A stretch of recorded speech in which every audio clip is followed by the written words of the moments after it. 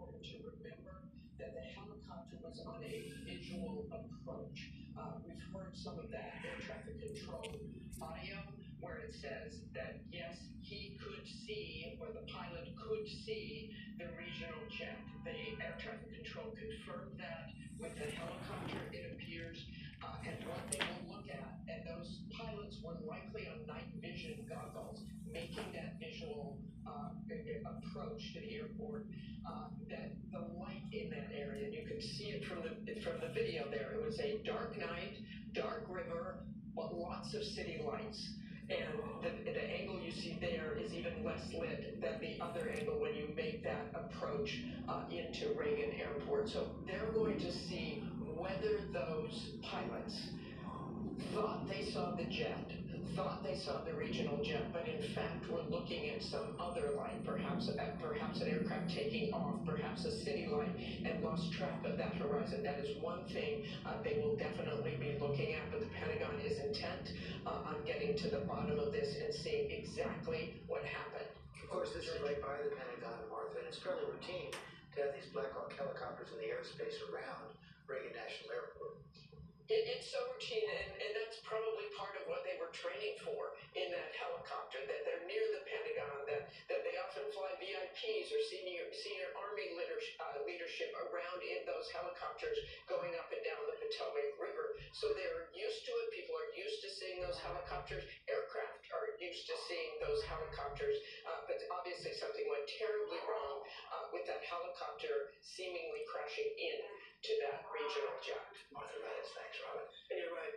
Many of us have traveled in the D.C. area, and it was very familiar to always see those helicopters flying so low like that, so that was pretty much standard. Going to go back to our ABC News aviation contributor, Colonel Steve Gagnon. I'm going to go to Jordan's by phone. And Steve, I know that you were listening to the press conference that was recently held on something that the Secretary of Transportation, Sean Duffy, said it was clear that the helicopter was in a standard flight pattern, as was the passenger plane. What do you make of that? Yeah, Robin, there's standard procedures for helicopter pilots when they're flying around Washington, D.C., and anytime they're within 3 nautical miles of DCA, they have to talk to the tower to say, even though I'm not on positive radar contact, I'm not on IFR flight plan, here I am, and I'm telling you that I'm transiting your airspace.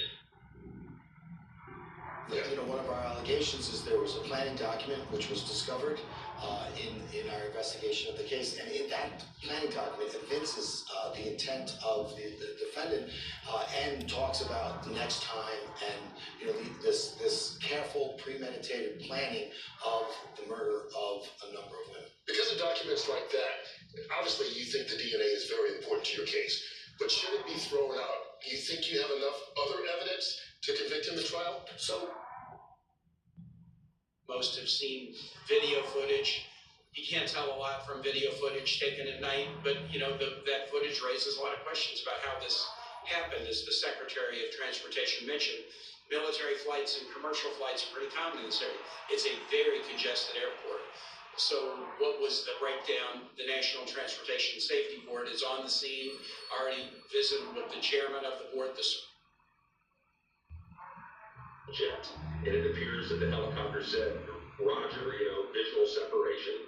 But again, as Captain Cox mentioned, we don't really know what the helicopter pilot was looking at when he mentioned that. And we don't know exactly what altitude the helicopter was at and what altitude the airplane was at when they collided. But you can be sure that the air traffic control communications are going to be scrutinized by the NTSB. That controller is going to be interviewed, and the radar data is going to be looked at by NTSB, and there's going to be a lot of human factors involved, I expect, in this investigation. Just real quickly, though, I mean, would the same controller, the same person, be talking to both pilots, or is it like one guy's assigned to the military aircraft, one guy's assigned to the regional jet, and it's one person? Typically, it's one person that's called the local controller that's working all the airplanes that are coming in close, and Captain.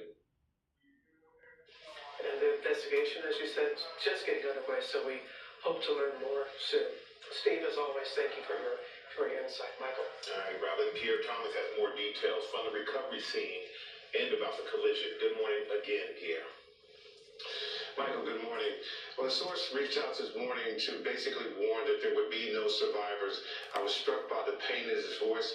That was confirmed at the press conference a few moments ago. He was describing a gruesome scene in which multiple bodies were being recovered. We now know that number is roughly 27 or so at this point. But again, no survivors. And what is being described to me is gruesome. That